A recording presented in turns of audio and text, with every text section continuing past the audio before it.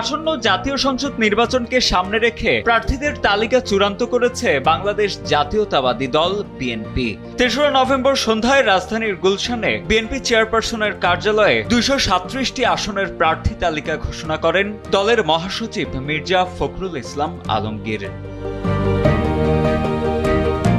সম্ভাব্য মনোনয়ন পাওয়াদের মধ্যে আলোচনায় এসেছে বিএনপির হেভিয়েট নেতারা কে কোন আসনে নির্বাচন করবেন।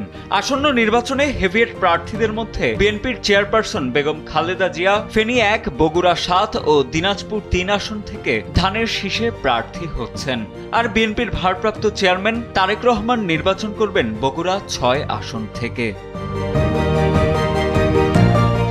এছাড়া হেভিয়েট প্রার্থীদের মধ্যে রয়েছেন ঠাকুরগাঁও ১ আসনে মির্জা ফখরুল ইসলাম আলমগীর, ঠাকুরগাঁও ৩ আসনে মোহাম্মদ জাহিদুর রহমান জাহিদ, দিনাজপুর ৬ আসনে অধ্যাপক AZM জাহিদ হোসেন, ভোলা ৩ আসনে অবসরপ্রাপ্ত মেজর হাফিজ উদ্দিন আহমেদ, নেত্রকোনা ৪ আসনে লুৎফুজ্জামান বাবর, চট্টগ্রাম ১০ আসনে আমির খসরু মাহমুদ চৌধুরী, কক্সবাজার ১ আসনে সালাউদ্দিন আহমদ, কিশোরগঞ্জ ৪ আসনে ফজলুর রহমান, নরসিংদী ২ আসনে আব্দুল মঈন খান, সিরাজগঞ্জ ২ আসনে ইকবাল হাসান মাহমুদ টুকু, ঢাকা ৮ আসনে মির্জা আব্বাস, ঢাকা ৩ আসনে গয়েশ্বর চন্দ্র রায়, ঢাকা ১২ আসনে সাইফুল ইসলাম নীরব এবং ঢাকা ৬ আসনে লড়বেন ইশরাক হোসেন।